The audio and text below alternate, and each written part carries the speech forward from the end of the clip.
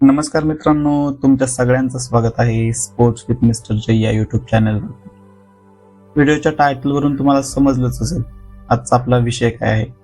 मित्रांनो, जर तुम्ही बैलगाडी क्षेत्राचे चाहते असताल किंवा नसताल देखील, पण तुम्ही बकासूर हे नाव नक्कीच ऐकले असेल. महाराष्ट्र नव्हे, पूर्ण हिंदुस्थानात असे कोणते गाव नाही जिथे या बकासूरचे फॅन नाही. पण मित्रांनो, आज आपला लाडका बकासूर शर्यत क्षेत्रातला देव संघर्ष करतोय तर फक्त एका गुलालासाठी.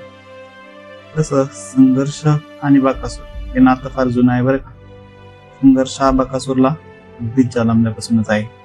मग ते ऊस तोडणाऱ्याला विकण्याचा निर्णय असू द्या किंवा आदत असताना खाली पळायला जाताना लोकांनी गाढव म्हणून चिडवणं असू द्या, संघर्षाला घाबरल आणि हार मानल तर बकासूर असला.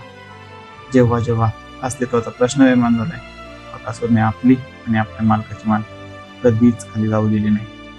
ते म्हणतात ना, हार मानना मेरी फितरत में नहीं, हार मानना मेरी फितरत में नहीं, संघर्ष मेरी पहचान है और जीत मेरा अंजाम, संघर्ष मेरी पहचान है और जीत मेरा अंजाम.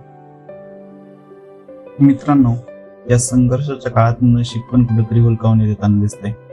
मागची काही मैदान बघितली असता बकासूरची गाडी सारखी सारखी कडेनेच लागते. बकासूरच्या पराभवाचे कारणे विचारात घेतले असता काही जाणकारांचं म्हणणं आहे यंदा पुण्यात थंडी थोडी जास्तच आहे, त्यामुळे बक्या कमी पळतोय. तर काही जण म्हणतायत की बकासूरला थोडा आराम करू द्या.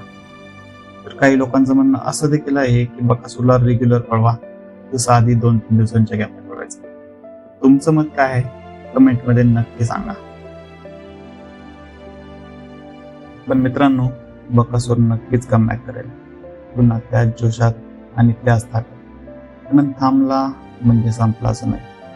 वाघ 2 पावलं मागे गेला याचा अर्थ तो घाबरला समजा. त्या पुढची झेप नक्कीच लांब मारण्यासाठी. तोपर्यंत संयम ठेवा मित्रांनो, कारण संयम रखो वक्त खुद जवाब देगा. संयम रखो वक्त खुद जवाब देगा. आज जो शांत है कल वही सबसे आगे निकलेगा. आज जो शांत है कल वही सबसे आगे निकलेगा. जाता जाता एकच सांगेल, लहरों से डरकर नौका पार नहीं होती, लहरों से डरकर नौका पार नहीं होती, पर कोशिश करने वालों की कभी हार नहीं होती, कोशिश करने वालों की कभी हार नहीं होती. मित्रांनो, लवकरच आपण बकासूरवर पूर्ण डॉक्युमेंटरी व्हिडिओ बनवणार आहे. पुढचा व्हिडिओ कोणत्या नंदीवर पाहायला आवडेल नक्की कमेंटमध्ये सांगा.